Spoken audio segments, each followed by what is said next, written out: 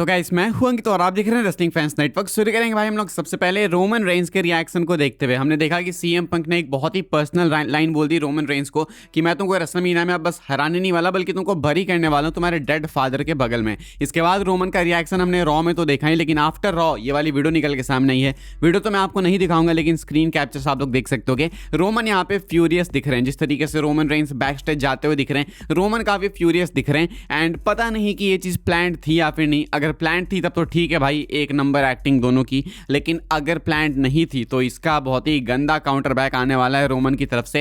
And we all know कि अगले हफ्ते जब रोमन आएंगे सीएम पंक के सामने तो definitely AJ Lee and Larry के मेंशंस होने वाले हैं। बेचारा लैरी भाई कुछ भी नहीं किया, उसने सीएम पंक ने फंसा दिया अब उसको। एंड अब रोमन लैरी को भी लपेटने वाले हैं, वो तो 100% चीज होने वाली है। फिलहाल रोमन रेंस फ्यूरियस दिखे हैं आफ्टर मंडे नाइट रॉ। एक चीज मैं देख रहा हूँ कि बहुत सारे लोग ऐसा कह रहे हैं कि रॉक भी क्या पता आ जाए, बिकॉज रॉक ने बोला था if you mess with his family or messing with my family, if you mention his family, if you're talking about his family or talking about my family, याद ही होगा आपको। तो वो अगर पंक को याद रहता तो शायद पंक ये बात नहीं बोलते, लेकिन मुझे लगता नहीं है कि रॉक वगैरह इन्वॉल्व होने वाले। पहले तो क्वेश्चन यही है कि ये प्लान्ड था या फिर अनप्लान्ड था। अगर ये प्लान्ड था तब तो कोई दिक्कत नहीं है, लेकिन अनप्लान्ड था तो चीज़ें यहाँ से बहुत बदल सकती हैं। मंडे नाइट रॉ के बाद रोमन रेंस काफ़ी फ्यूरियस दिखे बैक स्टेज जाते हुए।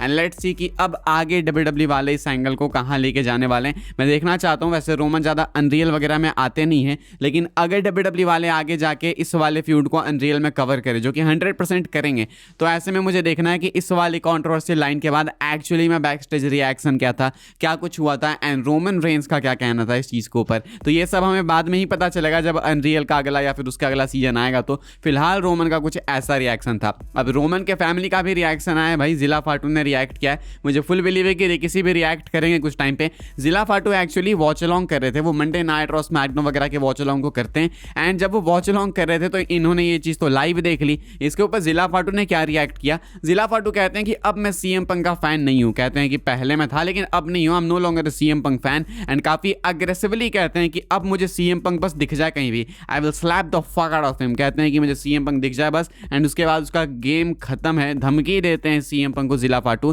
क्योंकि ब्लड लाइन वाले या समोन फैमिली, अनोवा फैमिली वाले, समोन डायनेस्टी वाले ये अपने फैमिली से चाहते नहीं कि कोई मैस करे। तुमने पहले भी देखा रॉक, रोमन, जेउसो, जिम्यूसो, ये लोग अपनी फैमिली को लेकर बहुत ज़्यादा सीरियस हैं। रिकिसी को भी देख लो तुम, जेकब फाटू को देख लो, जिला फाटू को देख लो। तो ये लोग ऐसे ये चीज़ें होने नहीं देंगे। एंड जिला फाटू का जो क्रैश आउट है, जो रिएक्शन है, काफ़ी हद तक वैलिड है। सीएम पंक ने एक अलग ही लाइन क्रॉस कर दी। हालांकि सीएम पंक से हम लोग ये एक्सपेक्ट करते हैं, एंड यही चीज़ है जो कि सीएम पंक को बाकियों से अलग बनाती है। इसीलिए सीएम पंक को बेस्ट ऑन माइक बोला जाता है। लेकिन इस चीज़ को ब्लड लाइन वाले ज़्यादा टॉलरेट कर नहीं पा रहे। फिलहाल जिला फाटू ने धमकाया है सीएम पंक को इस कंट्रोवर्शियल लाइन के बाद में। मंडे नाइट रॉ के बाद डब्ल्यूडब्ल्यू ने Roman Reigns and CM Punk के पोस्टर को शेयर किया था। एंड ये इनके रेसलमेनिया मैच का ऑफिशियल पोस्टर था, आप लोग देख सकते हो। था इसीलिए बोल रहा हूं मैं because I am not sure कि अभी है या फिर नहीं। मैच तो इनका डेफिनेटली कंफर्म है, लेकिन ये पोस्टर ऑफिशियल है या फिर नहीं मुझे नहीं पता। लाइक ट्रिपल एच ने ये ट्वीट किया था, ट्रिपल एच ने ही इसको शेयर किया था, ये सब मालूम है। लेकिन बाद में इस चीज़ को हर जगह से डिलीट कर लिया डब्ल्यूडब्ल्यू ने। ट्रिपल एच ने भी हटा लिया, डब्ल्यूडब्ल्यू ने भी हटा लिया।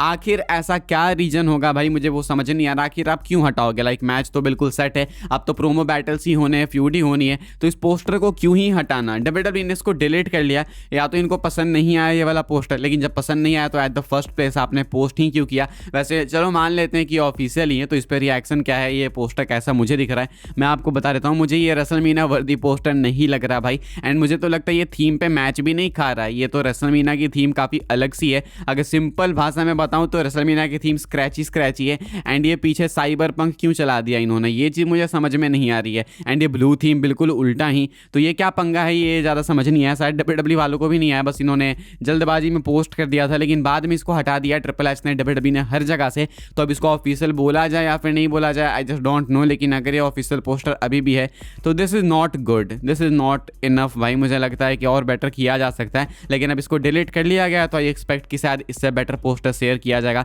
मुझे तो सीएम पंक की बियर्ड भी फेक सी लग रही, पता नहीं क्यों। खैर भाई, अगर मान लो ये ऑफिशियल पोस्टर है तो ये आपको कैसा लग रहा है आप 10 में से रेट करके बताना। लेकिन अब क्योंकि इसको डिलीट कर लिया गया सो आई थिंक कि ये ऑफिशियल में भी ना हो, मतलब अभी तक तो था लेकिन आगे शायद हो सकता है दूसरा पोस्टर शेयर किया जाए। आगे बढ़ते हैं भाई, हम लोग बात करते हैं Seth Rollins and Paul Heyman की। आज पॉल हेमन का क्या हाल कर दिया भाई सेथ रॉलिंस ने। बहुत कम हुआ है डब्ल्यूडब्ल्यू में इतने सालों तक होने के बावजूद पॉल हेमन के साथ कि उन पे ऐसा अटैक हुआ। एक लेसनर का अटैक याद होगा, रोमन का भी एक अटैक याद आता है, लेकिन ये वाला जो अटैक था ये बहुत ज़्यादा ब्रूटल था। Like Paul Heyman was literally blooded भाई, उनके मुंह से नहीं तो नाक से खून आ रहा था। पहले चेयर से अटैक किया सेथ ने एंड उसके बाद स्टॉम्प लगाया एंड उसके बाद पॉल हेमन को ले जाया गया बैक स्टेज। अब पता नहीं वो खून भी रियल वैसे ज़्यादा लग नहीं रहा था, क्या पता कैप्सूल हो, आई डोंट नो, बट अगर रियल था तो देन तो भाई बहुत ही सीरियस एम्बुश हो गया। एंड ऑल्सो एक बहुत ही इंपॉर्टेंट चीज़ एडम पियर्स ने मेंशन करी थी। एडम पियर्स ने बोला कि सेथ मेडिकली क्लियर नहीं है तो मुझे उससे बात भी करनी है। तो दो चीज़ें हैं यहाँ पे आपको देखने को मिलेगी। एक तो पॉल हेमन गायब हो गए, ठीक है, अब ये कम से कम 2 हफ्ते बाहर होने वाले।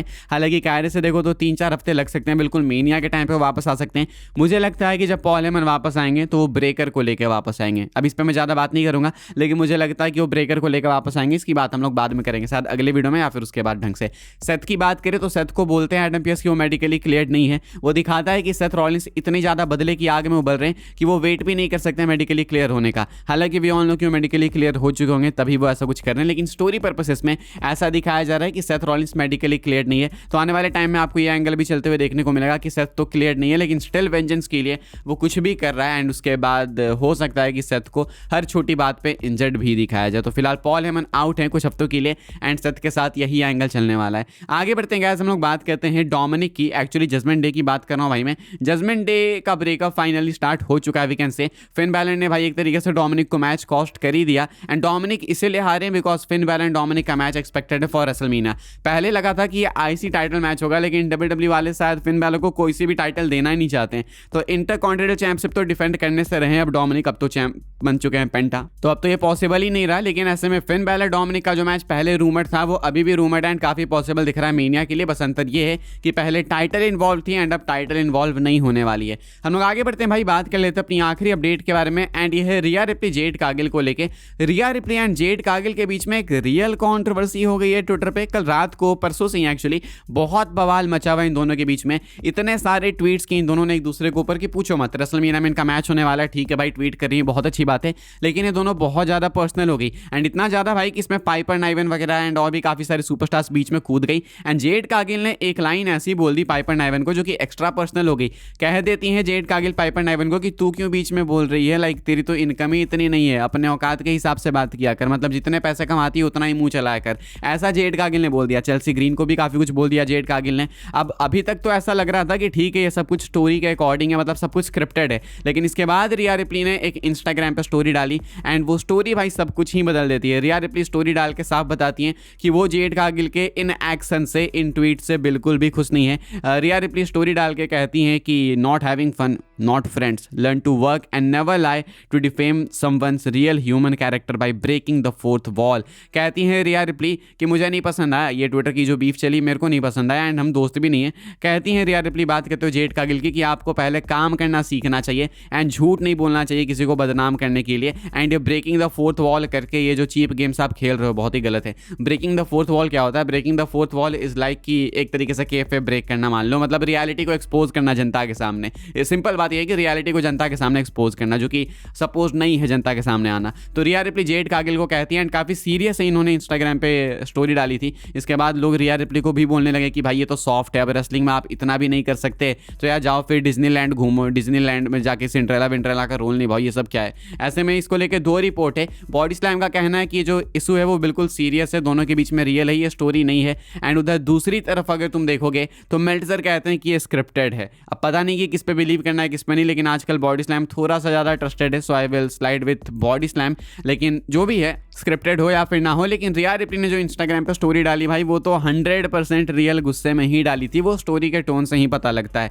तो रिया रिप्ली बिल्कुल टॉलरेट नहीं कर पाती हैं भाई, हल्का सा भी कोई रियल रेसलिंग को लेके आ जाए तो इन लोगों का पता नहीं क्या होता भाई, रूथलेस अग्रेशन या फिर एटीट्यूड एरा में ये लोग तो सर्वाइव ही नहीं कर पाते। आप बताना भाई आपके क्या थॉट्स हैं। मैं तो बिल्कुल फुल सपोर्ट करता हूँ भाई जेड कार्गिल को, अगर वो कैरेक्टर प्ले कर रही थी तो। अगर नहीं कर रही थी तब तो अलग बात है, बट आई थिंक रेसलमेनिया में मैच सेट है तो ट्विटर पे बैक एंड फोर्थ हो रहा है, मीन्स कि आप कैरेक्टर ही प्ले कर रहे हो। बाकी तो देखते हैं इसको लेकर और कुछ पता लगेगा तो मैं आपको बताऊंगा। फिलहाल हू नोज भाई, अभी के लिए यही सारी अपडेट्स थी। आई होप आपको इन्फॉर्मेशन मिली हो। मिलो तो वीडियो को लाइक कीजिएगा, शेयर कीजिएगा, सब्सक्राइब कीजिएगा चैनल को, ताकि आने वाले टाइम के अंदर आपको और भी WWE के अपडेट्स वगैरह सबसे पहले देखने को जानने को मिलते रहे। फॉलो कर सकते हैं आप लोग मुझे इंस्टाग्राम एंड ट्विटर पर, लिंक आपको मिलेगी डिस्क्रिप्शन में। ज्वाइन कर सकते हैं व्हाट्सएप चैनल को, उसके भी लिंक है डिस्क्रिप्शन में। मिलूंगा मैं आपसे अगली वीडियो में जल्दी ही, तब तक के लिए good bye, thanks for watching.